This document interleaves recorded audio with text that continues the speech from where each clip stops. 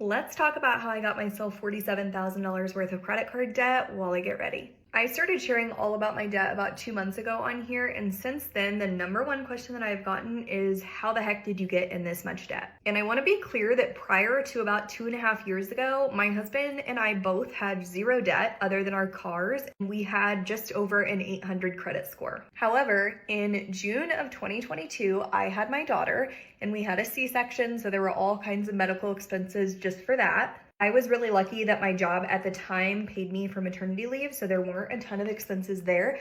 However, I wasn't there much longer. And this is wild because everyone is essentially one medical emergency away from being in crippling debt. So please make sure you've covered your bases, put money in your HSA. If you have one and it's offered through your job, please take out some really good insurance, preferably through your work, so that you're able to cover these things and not go into crippling debt. And also have an emergency fund if you can, because you never know when something might happen. Tomorrow while driving to work, you might get hit by someone in a car, and there's just nothing you can do about that specific instance. You could only be prepared for how you can react to that. Having a big bill that isn't your fault, like in her situation, it seems like, really absolutely sucks. Long story short, we had been toying with the idea of me staying home with my kids and my husband just working full time. And so we decided to kind of start putting everything in place to make that happen. I went ahead and I put my notice in at my full-time job. I reached out to the part-time job that I had worked at before to go ahead and get that ball rolling. And that is when life happened.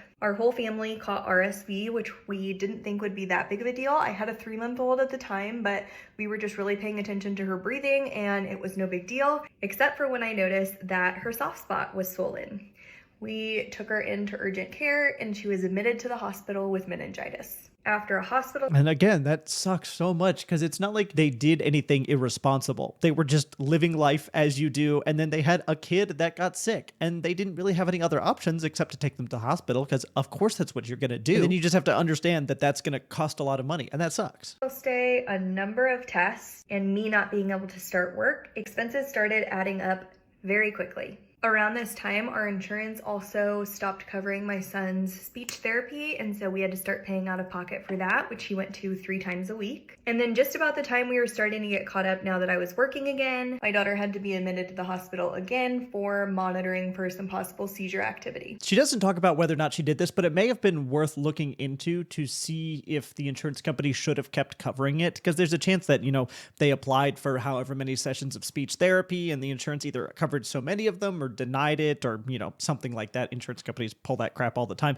so it probably was worth calling them or fighting them on it and seeing if they would cover more. But this seems to be far more of a life happens story. It's just one thing after another, none of which could have really been avoided. And a similar thing happened with a friend of mine's mom several years ago, where someone hit her with their car, absolutely totaled her car, and they didn't have any insurance, nor did they have any assets. And the friend's mom only had liability insurance in case she hit someone else, which meant that everything that came out of that, the hospital bills, the new car, all had to be paid out of pocket because there were no other options. The person that hit her didn't have insurance, and she didn't have insurance that would cover the damages or costs. Being prepared is extremely important, but sometimes it just isn't enough. If you're still with me, we're now in January 2023, so of course a new insurance cycle. Next up, we got a notice from our mortgage company that because taxes and insurance had gone up, and taxes went up significantly in our area, that our mortgage payment was going to be increasing almost $500 a month. Unfortunately for us, that is about all of the extra money that we had at that point. That's a lot of people's total margin right there. $500 is a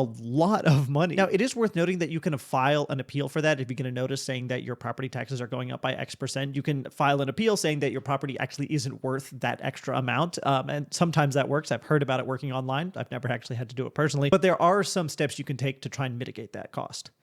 Because I had switched to working only part-time. Kind of toyed with the idea of me going back full-time, but because of daycare costs in our area, I would be only bringing home about $200 or $300 a month after we sent our kids to daycare. And regardless of if that's a good financial decision or not, it didn't make sense to us. Yeah, I get that it doesn't make sense. Pretty much your only option there in that instance, if childcare is really expensive in your area, and childcare is extraordinarily expensive, is part-time remote work. The part-time so that you can raise your kids the rest of the time, and remote work so that you can be at home with with them instead of spending what is essentially your entire paycheck on daycare costs. You got to think things like data entry that can be done remotely. You could be a virtual secretary. Bookkeeping certificates are pretty easy to get, and you can do bookkeeping on the side. Things like that are easy to do from home and also remotely. I honestly don't know how anyone can afford daycare costs. I saw recently some coworkers were talking, and there was like $2,000 a month, and from my understanding, that wasn't even the most that they were paying. It is absurd. All this time, we have been in speech therapy 3 times a week, but thankfully, insurance at least covers the first 20 visits a year, so we got an extra 20 visits come January 23. Around this springtime, I started noticing some funky things going on with one of my kids eating, and unfortunately, it wasn't getting any better. So in June, we started doing feeding therapy, and we started it out at about once a week, and after we didn't see any progress at all, we bumped it up to 3 times a week. And then around that time, that kid started puking everywhere uncontrollably 8 to 10 times a day. We didn't know if it was an allergy, if it was some kind of intolerance, if there was something going on GI related, if there was something going on neuro related. So we started having just about every test under the sun done. And good insurance will cover a lot of those tests, but it doesn't sound like she has particularly good insurance, or not insurance anyway, that's willing to work with her and help her out, despite the fact that she's presumably been paying them for years now. And so my guess is whatever she's going to say next, she's going to talk about how their insurance did not cover very much, if anything at all. But of course, you still have to pay for them. You have to figure out what's wrong with your kid. You're a mother. You're going to pay whatever amount it takes to make sure your family's safe. Try and figure out what was going on. Now, what most people think is that you have good insurance, and so none of this really matters because you have insurance. That's what insurance is for. But unfortunately, that is not the reality of the situation. Oh, the joys of the American healthcare system, where you can spend your whole life paying into an insurance system, and when it's their turn to do the paying, like they contractually agreed that they would, they can just not. One test we had to have done 4 times, and the copay alone, which is what we're responsible for, is $500. And keep in mind, that is one test. We had to have basically every single test that there was, we have done. After a bunch of tests and a series of trial medication, we finally figured out what was going on, and we were finally able to start feeding therapy again, except this time we needed it 4 times a week. And keep in mind, each one of those visits has a copay. Now, one of the things I briefly mentioned, but that you may have forgotten, is that during this time, all of our extra money was going towards our mortgage. So any kind of copays, groceries, birthdays, Christmases, anything like that was going on a credit card. And that's on us. I take full responsibility for that. I mean, it's on you, but like, not really. You were doing the absolute best you could given the situation you were given, which was absolutely horrible. You were just barely struggling by and just trying to stay afloat while you looked after your family. I don't think anyone should feel shame for that. The only thing she's talked about so far that I feel like she could have done differently is like with the medical debt. Usually the hospitals will let you set up a payment plan with them that has 0% interest for the entirety of the loan because they know that medical care is so expensive. Probably it would have been best to be not actually paying the medical debt and then use the money that you had coming in, whatever was left over, to pay for the things that you ended up putting on a credit card. But that's such a slight nitpick of how the situation could have been different when really, like, you were just struggling to survive, and sometimes that's all you can do. We probably should have figured out something a long time ago so that we weren't this far in debt.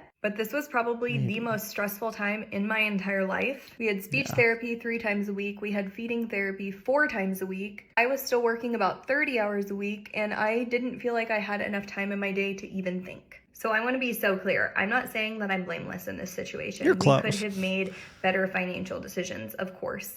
But my main priority was making sure that my kids were happy and healthy. Yep. And unfortunately, in this period, it was kind of touch and go. And obviously looking back is 2020. Hindsight is always 2020. You think, oh, well, during that time I could have done this thing and refinanced this loan and done a credit transfer to a 0% card over here and yada, yada, yada. But if you're barely able to breathe in the moment, how are you supposed to like break down logical and analytically correct financial decisions? Like, it's just not how humans really think. And it looks like most of the comments are pretty understanding of this as well. Medical debt should never be something to feel shame for. Absolutely. Especially when you're looking after your kids. We're all one emergency away from huge debt. Yep. Just what I was saying earlier. You're doing great putting your family first and now tackling the debt. Order of priorities. Your family is safe and happy, and now you can worry about the debt. Let's not forget the interest rates on these credit cards. Yep, make them so difficult to make progress on. Absolutely. One day when you look back at $0 of debt and your children are 100% healthy, you'll look back and see that all the appointments and therapies will be worth it. You're a great mom. Absolutely. The number one priority is always the safety and well-being of your family. And as I was reading through these comments, I realized that I feel like something that's not discussed enough in this whole situation is the loss of community and third places. And I'm just just going to use church as an example because it's the easiest and most familiar to my audience. But imagine she was part of a church, for example, that was able to help out with this kind of thing. The members could have taken turns babysitting while she went to work, or they could have brought or cooked meals for her so that she didn't have to do that. Maybe the congregation has a speech therapist that can help you out with the appointments that insurance won't cover. I know people that attend very community-focused churches, and they give physical and financial help for people that end up in these situations because that's what a close-knit community that looks out for each other does. Now, I'm not saying that everyone has to join church or that everybody's experience would be the same. Obviously, your religious mileage may vary. But there is security in that kind of close-knit community where everyone is looking out for each other in case something like this happens. Because when life gets hard, and it absolutely will, there are other people available to you that can help out with these situations. But it doesn't seem like that was an option for her. So this is Megan Nicole. She's a TikToker who's in $55,000 of debt, and she's letting us follow her on her debt-free journey as she pays it off. I have $48,000 worth of credit card debt, and everyone wanted to know in my last video what my minimum payments are that I'm making each month. So let's go through each of them and see the balance, and then I will tell you what the minimum payment is. First up, for this Capital One, minimum payment $168.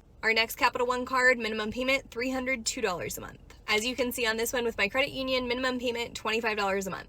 Bank of America minimum payment $181 a month. On this itty bitty Chase balance, minimum payment is $40 a month. This Amazon Prime Visa seemed to be a fan favorite on my last video. Minimum payment is $290 a month. This Big Gun Southwest card is $325 a month. We've got a Bank of America Spirit card, minimum payment $192 a month. She's at like almost $1,000. Lastly, we have American Express, minimum payment $140 a month. And of course, I totaled all of them for you. So the total is $1,668 a month in minimum payments. And we're also taking any additional money that we have, just like extra money that I make from TikTok or anywhere else, and we're applying that towards one of our cards until it's paid off.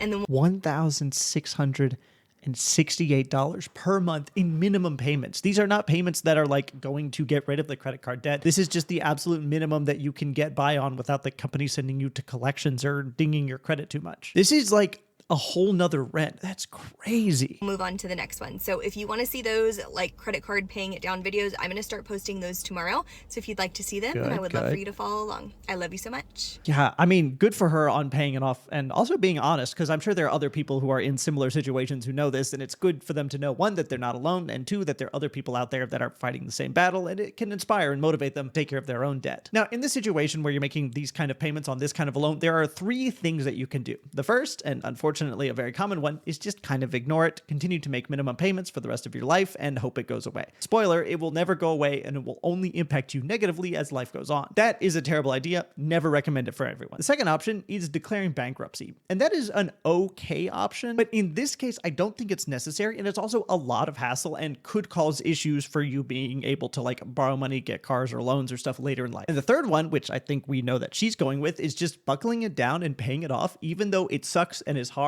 and is also really not your fault. And for the amount that she has, about $48,000, I think this is probably the best idea. I want to talk about why I won't consider bankruptcy even though we have like $45,000 worth of debt, because one of my videos from a while ago is starting to get some traction, and so I'm getting this comment a lot, and there's a couple reasons. First, our goal is to move away from this house. This house was bought when we had 2 full-time jobs. That was the plan, was to keep 2 full-time jobs, and now that I'm staying home with our kids, and as of right now we are homeschooling, and so for the foreseeable future I will not be working full-time, it does not make sense for us to be in this house. So our goal is to pay off debt and then move into another house, and we would likely be doing that in a year or two. And I don't want to have a bankruptcy on my record and that potentially impact those plans. Yeah, I get why she's saying that, but it's also worth noting that it's probably already impacted your credit, assuming she hasn't completely defaulted or gone into delinquency on her credit card. If you're making minimum payments and carrying a balance, that is still bad for your credit. I also imagine that she's at or close to maxing out at least some of those cards. With $48,000, it's not hard to imagine that's the case. I think she's doing the right thing by not declaring bankruptcy and instead choosing to pay it off, but you could technically declare bankruptcy, wait between 1 and 3 years, and then get a mortgage that's a manually underwritten loan. Because of how those work, you're far more likely to actually get one, even if you have a relatively recent bankruptcy in your past, because it's a human that's looking at it, and you can explain, here's what happened, here's why it wasn't my fault, here's why I'm not financially irresponsible, and here is how I'm able to actually afford this house and the loan that you're going to give me. Also, because of my husband's job, we will likely need to move, so we have a move in our future in the next couple of years, and we don't want that on our record or our credit and to impact that at all. The next reason is I work in insurance. I have worked in insurance for about 8 years. I have an active insurance license. And if you are in insurance and have an active license, you are not able to file for bankruptcy and keep your license. So if I filed for bankruptcy, I would lose my license and therefore lose my job. So we can't do that. Okay, I mean, lead with that next time. Obviously, you can't declare bankruptcy if you would lose your career over it. Just say, no, we can't declare bankruptcy. I would lose my license. Now, I did look into this, and it does seem like some companies will care, some companies won't care. I don't know the specifics of this, but at least in her instance, it seems like if she declares bankruptcy, she would lose her job, in which case bankruptcy is off the table. Let's talk about why I decided to do the snowball method of paying down my debt instead of the avalanche method. Basically, the snowball method is where you list all of your balances from lowest to highest and you pay them off one at a time in that order. The avalanche method is you list them from highest to lowest interest rate and pay them off in that order. So this comment is exactly right. If I were doing the avalanche method, I would overall pay less interest. So for a lot of people, it probably seems like a no-brainer to do it that way. However, we thought differently, so I want to tell you why. Now, mathematically, the avalanche method always makes more sense. The debts with the highest interest are accumulating the most extra money you're going to have to pay, so it makes sense to get rid of them first so that you can get the lower interests where you're losing less money, especially with credit cards where you can have interest rates of like 20 to 30%. So every $100 you have borrowed, you're paying like $30 on that. And you have nothing new to show for it, by the way. That's just profit for the company that you are losing out of your pocket. I want to hear why she thinks that the snowball method is better because, like I said, mathematically, the avalanche is always the way to go. Doing the avalanche method is because all of our credit cards have a really similar interest rate with the exception of one. They're all within like the 20% range. However, my credit union card only has a 12% interest rate. So we kind of took that one completely out of the equation. We were just looking at all of our other credit cards. But because there was such little difference between the other cards, it just didn't make sense for us to list it that way. I kind of don't agree with this. I do disagree with that. At $50,000, every percent counts. The difference between 20% and 21%, that 1% is $500 per year. And I'm going to assume that her interest rates have more variation than just 1%. They're probably like 20% to 22 or 23%. So that's $1,000, $1,500, maybe up to $2,000 extra dollars per year. I still don't agree with her because every percentage does add up. And when you have a ton of debt, it's one thing if you're looking at paying down like $1,000 worth of debt, but we had $55,000 when we started, and that is going to take a long time, even if you make a lot of money, which we don't. So I wanted something that was going to keep us motivated, and I feel like the snowball method does a good job of that. So yes, we're for sure going to pay more interest over time because we're not doing highest to lowest interest rate. However, I wanted to make sure that we stayed motivated throughout the whole process because I knew it was going to take us over a year, maybe even 2 years to pay it all off. I think that is a valid argument, and I'm pretty sure she got that almost directly from Dave Ramsey because this is pretty much exactly what he preaches when he talks about the snowball method is staying motivated throughout the entire thing. And to be clear, the most important thing to do when you're paying off debt is to actually be paying off the debt. Once you get past the I'm giving money to the credit card company and getting rid of it so that I'm no longer living in this financial burden, then everything else starts to kind of become semantic. That is fair. It's like how running is better for your health than walking, but if you hate running so much that you're basically never going to do it, then for you personally, walking is a better idea because you're actually going to stick to walking and get the results you're looking for. So I'll give her a point for this one. The best debt payment method is absolutely the one that you will stick through all the way through. But that being said, I think the avalanche method is still better. Thankfully, we're in a really good stride right now, and I'm hoping to have it paid off by this summer or early fall. But when we got started, we didn't know that was going to happen. Now, I think one of the most important things when you're paying down debt is finding a system that works for you. Everybody's priorities are different. Everybody's timeline that they're paying the debt off in is different. And so for some people, the right choice might be the snowball method. For some, it might be the avalanche method. For some, it might be a combination of both, which is kind of what I'm doing. But just remember that there is no right or wrong way to do it. Whatever works for you in your situation is exactly what you should be doing. As long as you're working towards getting it paid down, then that's all that matters. That is true. As long as you're actually doing the paying off, that is the most important thing. She says there's no right or wrong method, which is pretty much correct. But I think there is still a better method and a worse method. And I'll always argue that the avalanche method is better because simply mathematically you pay less money. But if this is the way she's chosen because she knows she can stick to it for the whole year or 2 years that it's going to take, then obviously I support her in that. She's doing an outstanding job paying off debt, so good for her. And as for how she's paying off this debt and where all that money is coming from, it actually gets pretty interesting. Let's go over how much money I made as a content creator for the month of April because I have a goal of making $50,000 this year just from social media. So in order to hit that goal, I need $4,167 every single month. So let's see if we did it for April. Lofty We're going to start goal. with my lowest income earner and work our way up. up. So we have any affiliate links. So this is primarily Amazon, but I do post some affiliate links through Like to Know It. So total for the month, I made $14.80. Then we have free TikTok $14. Shop. So I actually have two different TikTok Shop accounts, one on my main account and one on my backup account, but I rarely post TikTok Shop content on my main account. So total between both of those accounts, I made $670.63. That's a then pretty we have pretty. views. That's, So this I mean, is that's actually good. for what I was paid for views for the month of March is what I actually received in April. So this is between Facebook and TikTok, and I earned $616.17. That's pretty good for views. And then lastly, drum roll please, is brand deals. And thank goodness Brand deals are where the real money is. And I bet with debt payoff, there's a lot of financial brands that are coming out of the woodwork to offer her sponsorship deals. So I'm hoping this is a pretty big number. that this has ramped up because my views, the payment for my views has been so much less. This is TikTok pays nothing for views. really the only thing saving me.